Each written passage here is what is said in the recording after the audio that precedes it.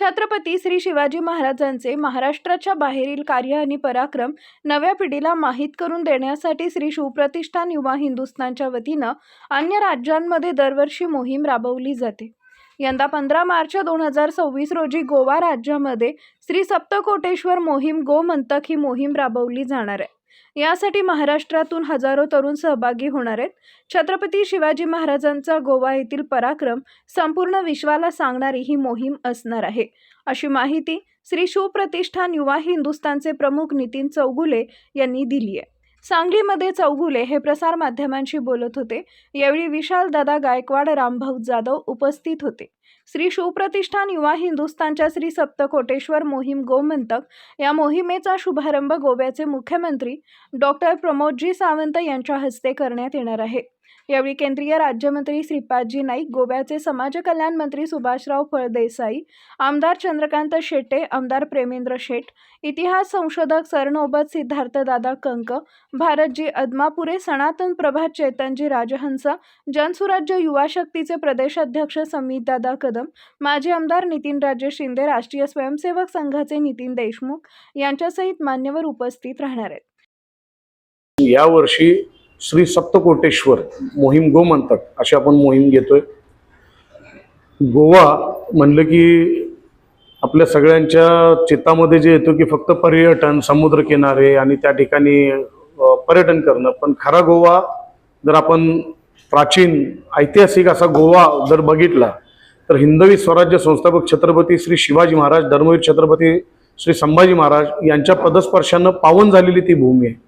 ज्यावेळी या गोव्याच्या भूमीमध्ये अत्यंत हिंदूंवरती अत्याचार चालू होते, धर्मांतरण चालू होतं, ब्रिटिशांचं राजवट होती, पोर्तुगीजांची राजवट होती, त्यावेळेस छत्रपती शिवाजी महाराजांच्या कानावरती आल्यानंतर त्यांनी जी मोहीम घेतली होती ती मोहीम होती गोमंतक मोहीम।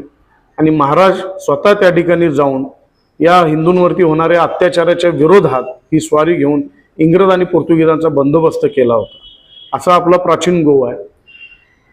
आपण जी मोहीम घेतलेली आहे ती श्री सप्तकोटेश्वर मंदिर, त्या ठिकाणी नार्वे गाव आहे, त्या गावामध्ये हे मंदिर आहे। भगवान श्रीकृष्णाने या शिवलिंगाची पूजा केली आहे असा ऐतिहासिक नाही पौराणिक संदर्भ या ठिकाणी उपलब्ध आहेत। त्याचबरोबर 13व्या शतकामध्ये जे कदंब राजे होते, ज्यांना गोवा तर संपूर्ण आहे आणि पन्हाळ्यापर्यंत जो पन्हाळगड सुद्धा त्यांनी बांधलेला आहे, त्या कदंब राजांचे हे कुलदैवत म्हणजे श्री सप्तकोटेश्वर।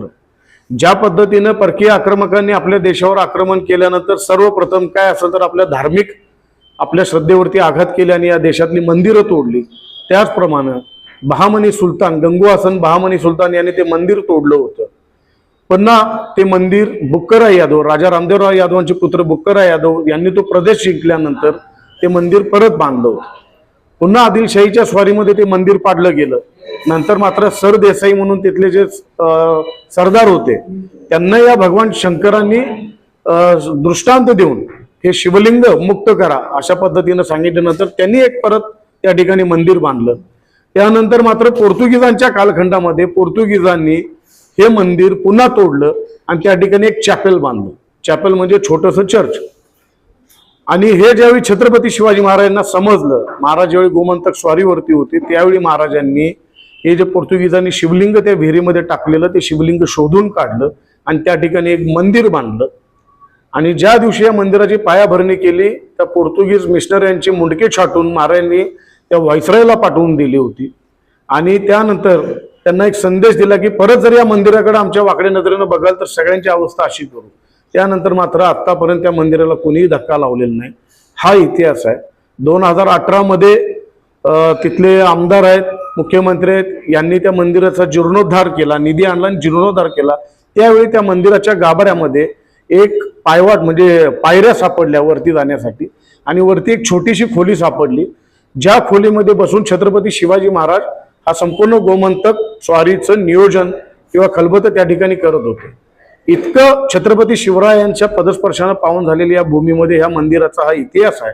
आणि तोच इतिहास पुन्हा एकदा जागृत करण्यासाठी गोवा म्हणजे फक्त पर्यटनासाठी भूमी नाही आहे, तर गोवा आपल्या पूर्वजांच्या रक्ताने पावन झालेली आणि छत्रपती शिवरायांच्या, संभाजी महाराजांच्या पदस्पर्शानं पावन झालेली भूमी आहे।